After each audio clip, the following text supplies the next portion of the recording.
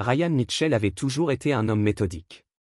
À 34 ans, il avait bâti son empire de la construction à partir de rien, transformant des terrains vagues en complexes résidentiels de luxe à travers Phoenix. Ses mains, marquées par des années de travail physique avant même de pouvoir se permettre des contrats à plusieurs millions de dollars, portaient désormais des cicatrices. Mais ses mêmes mains tremblaient d'une rage à peine contenue lorsqu'il fixait les photos étalées sur son bureau. Jessica, sa femme depuis 8 ans, enlacée par Trevor Walsh, l'ancien associé de Ryan.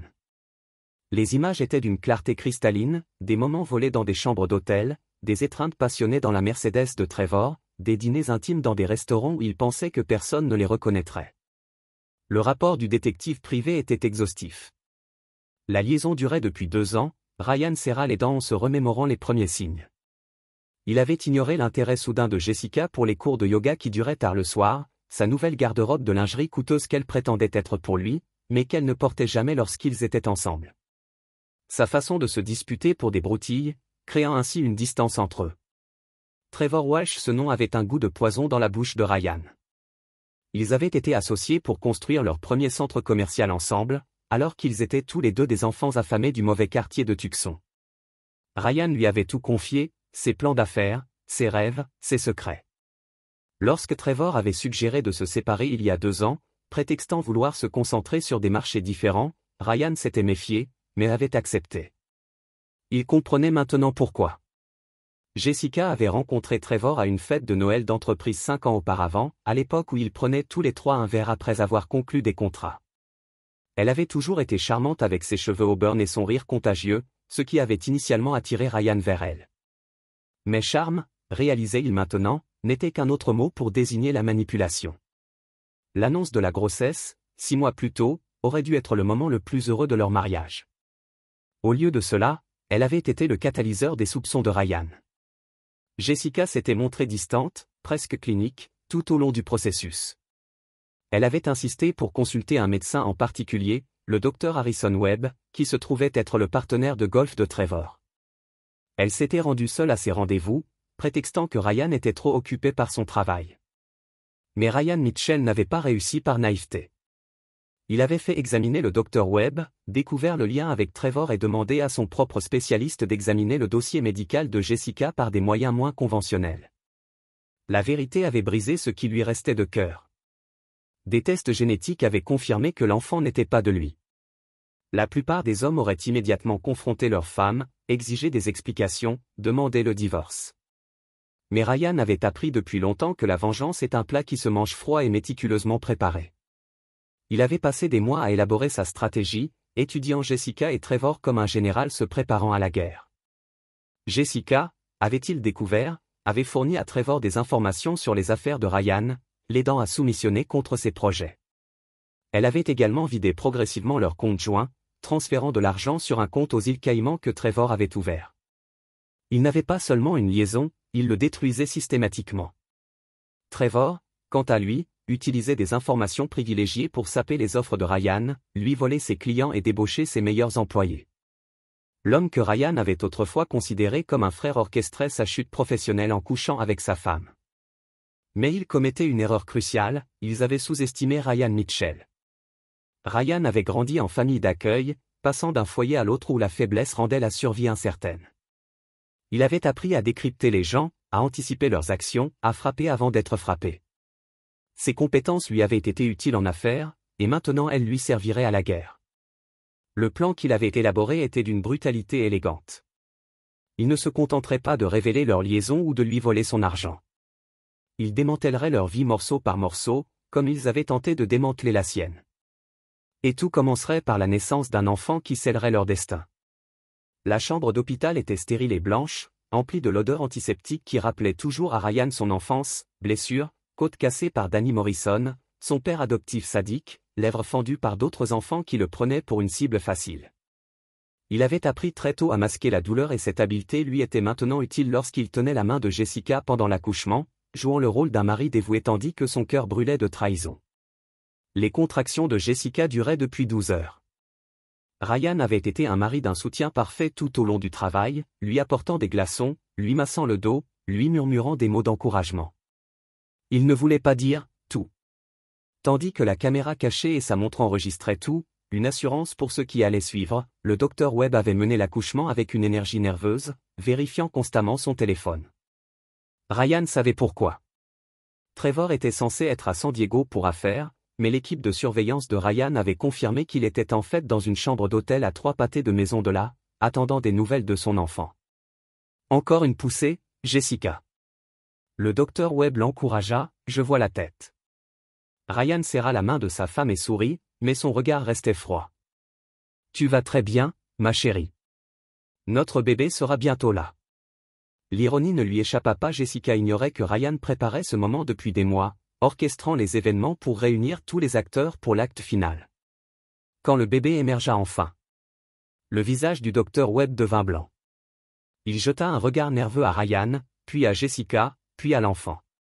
Le bébé était en bonne santé et beau, mais ses traits ressemblaient indéniablement à ceux de Trevor, le même menton fendu, le même nez distinctif. Juste après l'accouchement de ma femme, le médecin se figea à la vue de notre bébé. Il me regarda et me parla du bébé. Mais avant que le Dr Webb ne puisse terminer sa phrase, Ryan exécuta la première phase de son plan. Le léger sédatif qu'il avait glissé dans son café plutôt fit effet et il s'effondra au sol dans un évanouissement soigneusement chorégraphié. En tombant, Ryan aperçut le reflet de Jessica dans la fenêtre. L'espace d'une fraction de seconde, elle sourit, non pas de soulagement ou de joie, mais de satisfaction. Elle pensait que son plan avait fonctionné, que le choc de voir le bébé servirait de couverture aux évidents problèmes de paternité. Ce que Jessica ignorait, c'est que l'effondrement de Ryan avait déclenché une série d'événements qu'il avait mis des mois à préparer. Alors que Ryan gisait inconsciemment sur le sol de l'hôpital, sa caméra corporelle continuait d'enregistrer. Le Dr Webb et Jessica chuchotaient frénétiquement, pensant qu'ils ne les entendaient pas. Ils ne pouvaient pas savoir. Jessica siffla, vous aviez dit que vous vous en occuperiez. J'allais suggérer que les tests génétiques pourraient être inexacts. Le Dr Webb répondit nerveusement, on pourrait prétendre que le bébé était prématuré. Expliquez toute anomalie. Trevor est censé être absent si Ryan a des soupçons, et commença à enquêter. Jessica, calme-toi. On s'en tient au plan. Le bébé était prématuré, les tests génétiques ne sont pas fiables et Ryan a eu une réaction de choc. Trevor jouera son rôle depuis San Diego. Ce qu'il n'avait pas réalisé, c'est que Ryan était resté éveillé pendant toute la conversation et que chaque mot était enregistré. Plus important encore, Trevor n'était pas à San Diego. Il se trouvait dans le parking d'un hôpital où l'équipe de sécurité de Ryan documentait sa présence avec des photos et des vidéos horodatées. 30 minutes plus tard, alors que Ryan se remettait de son évanouissement, Trevor a commis sa première erreur critique. Incapable de contenir son excitation à l'idée de la naissance de son fils, il a envoyé un SMS à Jessica. Voici ce qu'il en était, mon garçon. J'ai hâte de le rencontrer. Le message est arrivé directement sur le téléphone de Jessica, le même que Ryan surveillait secrètement depuis des mois grâce à un logiciel espion qu'il avait installé.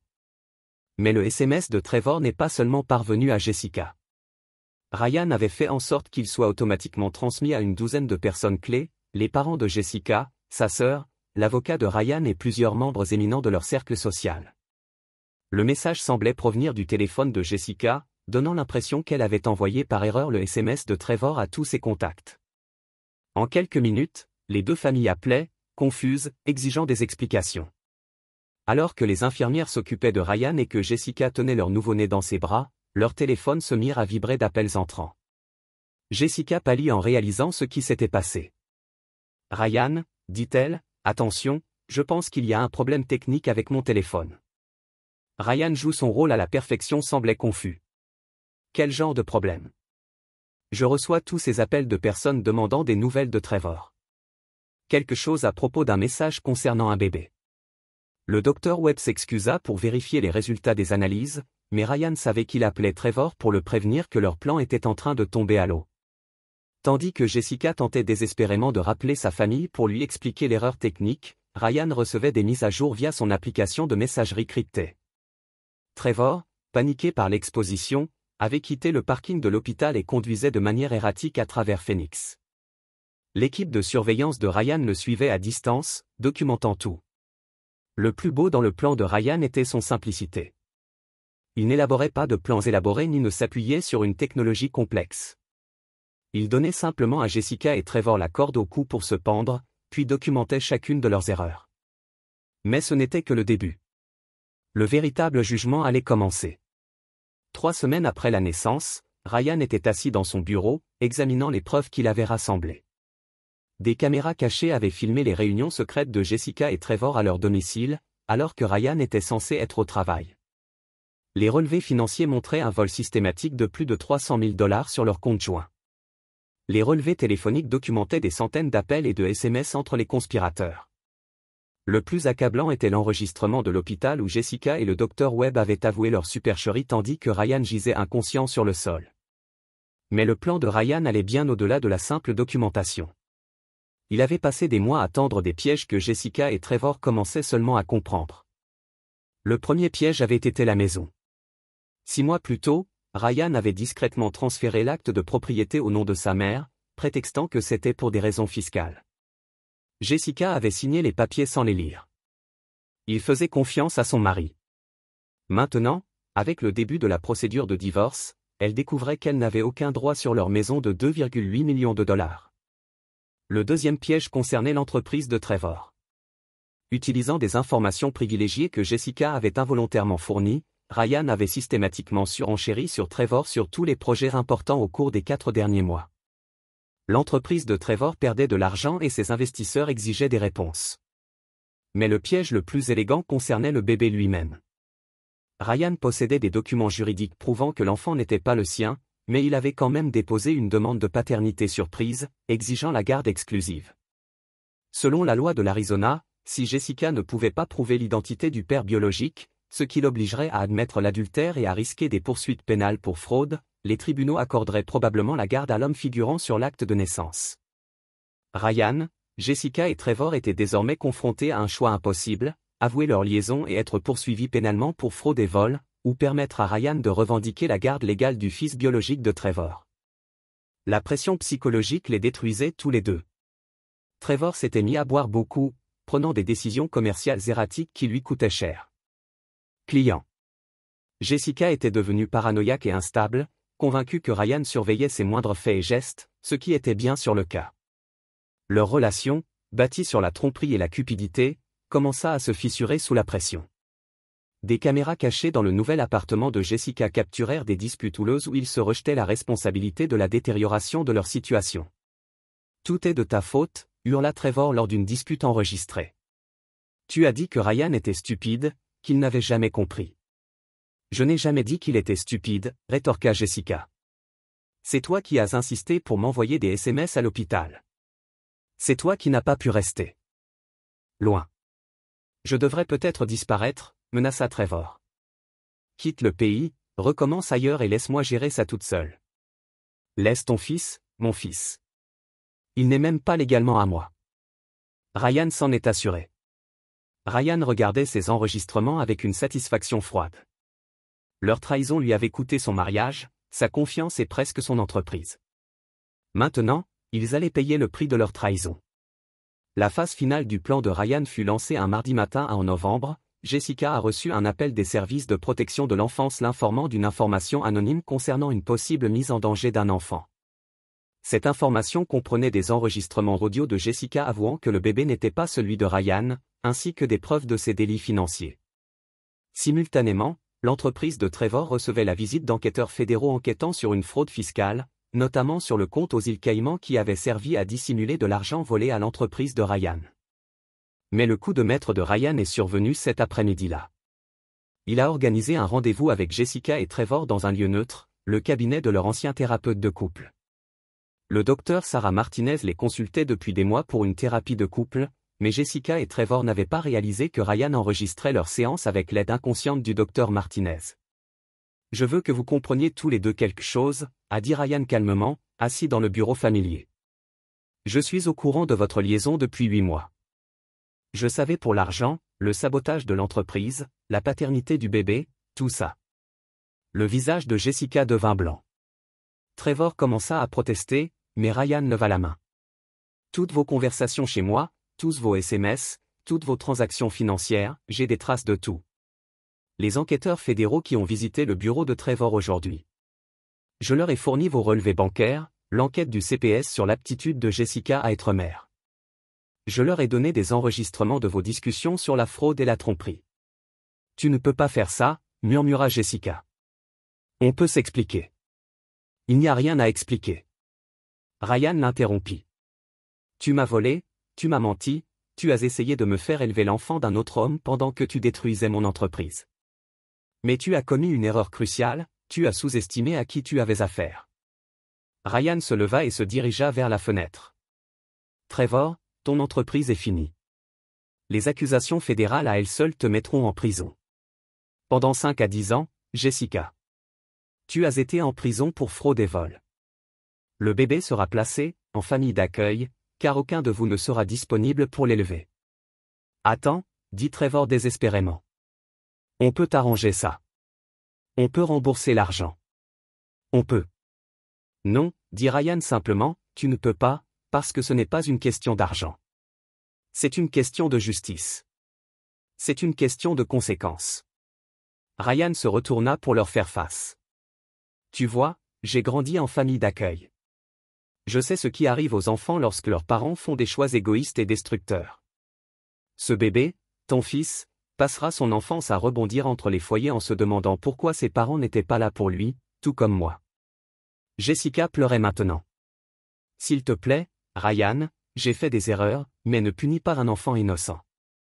Je ne le punis pas, Ryan répondit froidement, tu le fais. Chaque choix que tu as fait a mené à ce moment. Chaque mensonge, chaque trahison, chaque dollar volé, tout a mené à ça. 6 mois plus tard, Ryan se tenait de nouveau dans son bureau, cette fois en train de parcourir des coupures de journaux. Trevor avait été condamné à 7 ans de prison fédérale pour fraude fiscale et détournement de fonds. Jessica avait reçu 5 ans pour vol et fraude, avec des accusations supplémentaires en cours. Le bébé avait bien été placé en famille d'accueil, mais pas au hasard. Ryan avait passé des mois à collaborer avec un avocat spécialisé en droit de la famille pour s'assurer que l'enfant soit placé dans une famille Morrison, un couple aimant qui avait accueilli Ryan lui-même pendant 2 ans lorsqu'il avait 8 ans. Il y avait des personnes bienveillantes qui offriraient au garçon des opportunités que ses parents biologiques n'auraient jamais pu lui offrir. Ryan avait également constitué un fonds fiduciaire substantiel pour l'éducation et les besoins futurs de l'enfant. L'argent provenait du produit de la vente des biens saisis de Trevor et des fonds récupérés sur les comptes de Jessica. L'ironie du sort était parfaite, leur argent volé assurerait désormais à leur fils une vie meilleure que celle qu'il n'aurait jamais pu lui offrir. Certains pourraient qualifier les actes de Ryan de cruels ou d'excessifs, mais il avait appris depuis longtemps que la pitié était souvent confondue avec la faiblesse, et que la faiblesse appelait à de nouvelles trahisons. Jessica et Trevor avaient choisi leur voie en décidant de détruire sa vie. Il les avait simplement aidés à atteindre leur destination. Alors que Ryan fermait le journal et se dirigeait vers sa fenêtre donnant sur les toits de Phoenix, il ressentit quelque chose qu'il n'avait pas ressenti depuis des mois, la paix. La ville. Un monde s'étendait devant lui, plein d'opportunités et de nouveaux départs. Il avait 35 ans, était riche et enfin libéré de ceux qui avaient tenté de le détruire. Il ne se remarierait jamais. Une fois brisé, la confiance ne pourrait jamais être entièrement restaurée, mais il bâtirait son empire, aiderait d'autres enfants qui avaient grandi comme lui et veillerait à ce que personne ne prenne plus jamais sa gentillesse pour de la faiblesse. Ryan Mitchell avait appris la leçon la plus importante de toutes, parfois, la seule façon de vraiment se protéger est de s'assurer que ses ennemis n'aient plus jamais l'occasion de vous faire du mal, et parfois, la vengeance parfaite consiste simplement à donner aux gens exactement ce qu'ils méritent. Le premier cri du bébé dans cette chambre d'hôpital avait marqué le début de la fin pour Jessica et Trevor, mais pour Ryan, c'était le son de la justice enfin arrivé. Il ne pardonnerait jamais et n'oublierait jamais, mais il ne serait plus jamais victime de la trahison d'autrui. Le jugement était rendu.